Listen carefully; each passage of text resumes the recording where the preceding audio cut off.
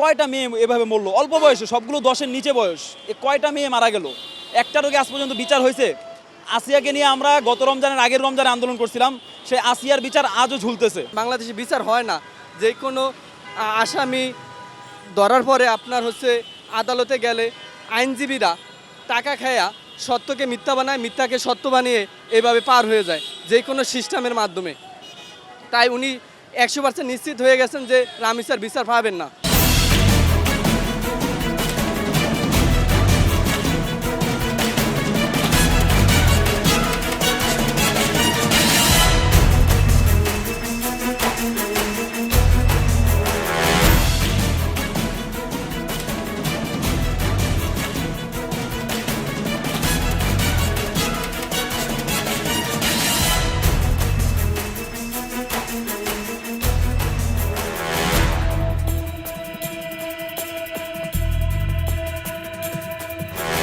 দর্শক শুভেচ্ছা, 21 টেলিভিশনের জনতার কথা অনুষ্ঠানে আপনাদের স্বাগত জানাই। আমি আসিফ সুমিত। আপনারা জানেন সমসাময়িক ইস্যুতে সাধারণ মানুষের মতামত তুলে ধরতে আমাদের এই আয়োজন। আমাদের প্রত্যাশা দেশের শক্তিশালী গণতন্ত্র, আমরা চাই সরকারকে সহায়তা করতে।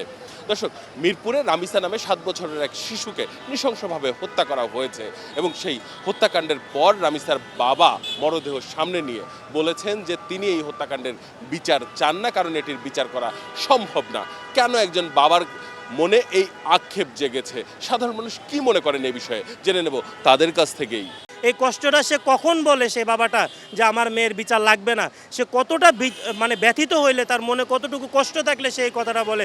আপনারা দয়া করে কষ্টটা বুঝেন, আপনারা দয়া করে এই জিনিসটার বিচার করেন। বিগত দিনে ধর্ষণের বিচারগুলো সেইভাবে বাংলাদেশে আইন দিয়ে সম্ভব হয়নি, যার ফলে হয়তোবা তার এই আক্ষেপটা আর কি।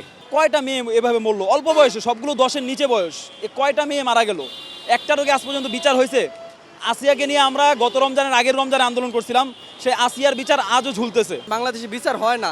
যে কোনো আসামি ধরার পরে আপনার আদালতে গেলে আইনজীবীরা টাকা খায়া সত্যকে মিথ্যা বানায়, মিথ্যাকে সত্য বানিয়ে এভাবে পার হয়ে যায় যে কোনো সিস্টেমের মাধ্যমে।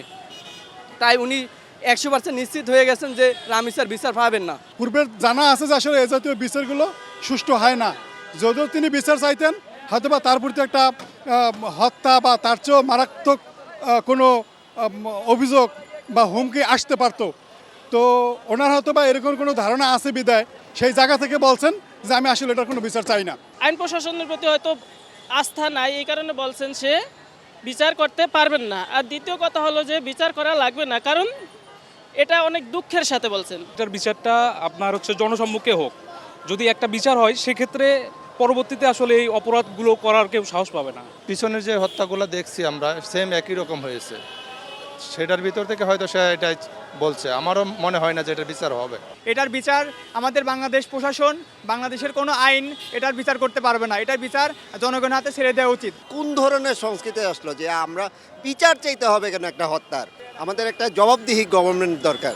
কখনো অপরাধীরা বিচার তার শাস্তি পায় না, সে আক্ষেপ থেকে বলেছে। তাই আমি মনে করি যে এ ধরনের অপরাধীর দৃষ্টান্তমূলক শাস্তি হওয়া উচিত, যাতে আগামীতে সবাই ভয় পায় এ ধরনের অপরাধের আর পুনরাবৃত্তি না হয়। ওরকমই তো দেখা যায়, বিচার একটু কমই হয়, বিচার একটা বেশি হয় না। আর একটা দুইটা যদি আপনার উল্লেখযোগ্য এরকম কোনো বিচার হয়ে থাকতো, তাহলে কিন্তু মানুষ আর সাহস পাইতো না এগুলো করার। তার আস্থা নেই বিচারের ব্যাপারে, কারণ এই অতীতে অনেকগুলো হত্যাকাণ্ড, এরকম দর্শনের হত্যাকাণ্ড ঘটনা ঘটে গেছে, যেগুলোর আদৌ পর্যন্ত কোনো সুষ্ঠু বিচার হয়নি। তদন্তের নামে সময়ক্ষেপণ হয়েছে, যার জন্যই মূলত তার আস্থা নেই রাষ্ট্রের প্রতি। এবং স্বরাষ্ট্র মন্ত্রণালয়ের বর্তমান যে দুরবস্থা, এটাও একটা দায়ী। রামিসার বাবা ক্ষোভে আক্রোশে বিগত দিনে যখন কেউ কোনো বিচার হয় না, এজন্য সে এই কথা বলছে। আর বাংলাদেশে তো বিগত দিনে এরকম কোনো বিচার এখন পর্যন্ত হয়ও নাই। যে সরকারই আসুক না কেন, সেটা আমরা আমাদের যে অ্যাজ এ সিটিজেন পার্সপেক্টিভ থেকে যদি দেখি, সেটা আমরা যতটা কাম্য বা প্রত্যাশা করি, সেই প্রত্যাশাটা আমাদের আসলে প্রত্যাশার জায়গাটা ক্রিয়েট হয় না। যার কারণে আমরা যত যেখানেই যাই না কেন, সেখান থেকে আসলে কোনো সলিউশন না থাকার কারণেই আসলে এই ক্ষোভ বা নিজেদের ভিতরে যে আক্ষেপটা আসলে এই কারণে জাগ্রত হয়। রামিসার বাবা বিচার না চাওয়ার পিছনের কারণ হচ্ছে, আসলে আমাদের এইগুলো শুধু সংবাদ হয় আর প্রচার হয়, কিন্তু আমাদের বিচারটা সঠিকভাবে হয় না। এবং সব বিচারটা হইলেও এটা আবার প্রচার হয় না যে এই বিচারটা হয়েছে। যদি আমাদের একটা বিচার প্রপারলি হয়ে যেত, তাহলে এই ধরনের কাজ সমাজ থেকে দূরীভূত হইতো। অনেক ধন্যবাদ আপনাকে। দর্শক, আপনারা শুনছিলেন সাধারণ মানুষের প্রতিক্রিয়া। সাধারণ মানুষ কিন্তু তাদের ভাবনাগুলো অসাধারণ, তাদের চিন্তা অনেক সূক্ষ্ম ও গভীর। দর্শক, জনতার কথা দেখতে প্রতি শনি, রবি, মঙ্গল এবং বুধবার চোখ রাখুন একুশে টেলিভিশনে। সঙ্গে থাকবো আমি আসিফ সুমিত।